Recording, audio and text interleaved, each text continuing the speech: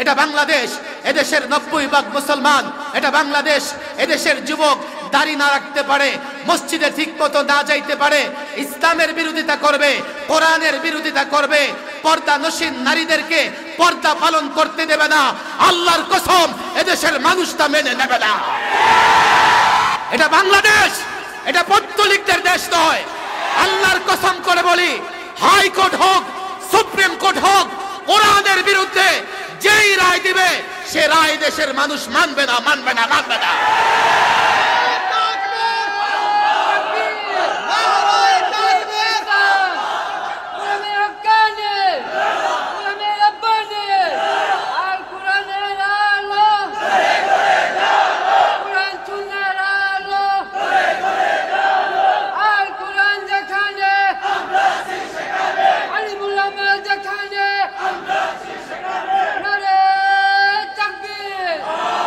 তাই তো দেখলাম বাংলাদেশের এক মন্ত্রী এক বক্তৃতায় সূরাতুন নিসার 85 নম্বরের আয়াতের রেফারেন্স দিয়ে বলতেছে, আগামী নির্বাচনে ভোটের সময় আপনারা কিন্তু সেই আয়াতের দিকে খেয়াল রাখবেন।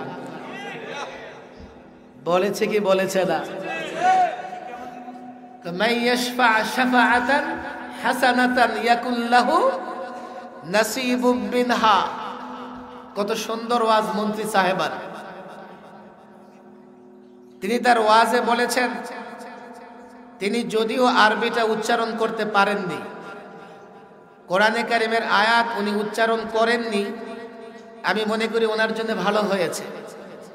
না হয় এর আগে উনি যে এক লাইন আরবি উচ্চারণ করেছেন, পৃথিবীর কোন ভাষায় করেছেন আমি বুঝতে পারি নাই।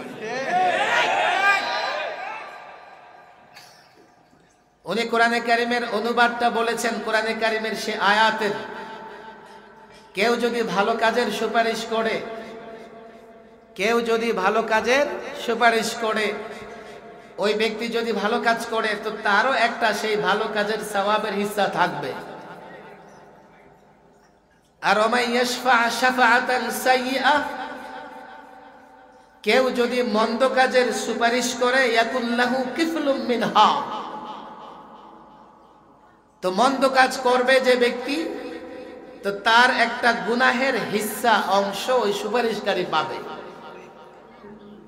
তিনি বুঝাতে চেয়েছেন, আপনারা যদি নির্বাচনের সময় এমন লোকেরে ভোট দেন যে ক্ষমতায় গিয়ে দুর্নীতি করে, চুরি করে, তো আপনাদের কিন্তু এর একটা অংশ নেওয়া লাগবে। যে কথা আমরা যুগ যুগ ধরে বলে আসছি যে ভোট এটা কোনো খেল তামাশা নয়, যে 500 টাকায় তুমি কাউকে ভোট দিয়া দিলা। তোমার মনে রাখতে হবে, একজন মন্দ মানুষকে যদি ভোট দাও, তোমার ভোটে নির্বাচিত হয়ে সে যত মন্দ কাজ করবে, তোমারও সেই মন্দ কাজের একটা অংশ নিতে হবে। এটা আমাদের জন্য বলা অপরাধ ছিল যে আমরা নাকি ধর্মের নামে রাজনীতি করি। নির্বাচনে আমরা রাজনীতিতে আমরা কোরআন নিয়ে আসি।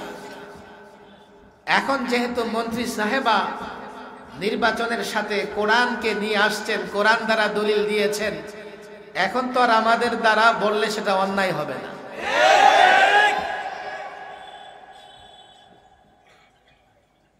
ভালো মানুষকে ভোট দেবেন তিনি বলতে চেয়েছেন। জানি না কবে আপনারা ভোট দিতে পারেন, দিতে তো পারেন না এমনিতেও। যদি কখনো সুযোগ আছে, ভালো মানুষকে ভোট দিলে সে আপনার ভোটে নির্বাচিত হয়ে ভালো কাজ করবে, অবশ্যই ভালো মানুষ যেহেতু, তো তার ভালো কাজের একটা হিস্সা আপনিও পাবেন। কথা ঠিক না বেঠি? আমার একটু চুপে চুপে বলতে মনে চেয়েছে, সাহস নাই বলার। কত আর জেল খাটবো, জেলে যাব। তাহলে বাংলাদেশে যে বছরে বছরে লক্ষ কোটি কোটি টাকার দুর্নীতি হচ্ছে, পাচার হচ্ছে, এই টাকার দায় আপনাদের নিতে হবে। যারা দুর্নীতি করছে আপনাদের ক্ষমতার শাসন আমলেই তো দুর্নীতি করছে। দুনিয়াতেও নিতে হবে, মরার পরেও নিতে হবে। এই আয়াত তো তাই বলে। আপনারা যদি কোথাও কত দুর্নীতিবাজকে দায়িত্ব দিয়ে থাকেন, সে ব্যাংকের দায়িত্ব দেন আর কোন সরকারি অফিসের দায়িত্ব দেন, কেন আপনারা দুর্নীতিবাজ কাউকে সেখানে দায়িত্ব দিলেন? দায়িত্ব দেওয়ার পরে সে দুর্নীতি করলে দুনিয়া আখেরাতে অবশ্যই আপনাদের জবাব দিতে হবে।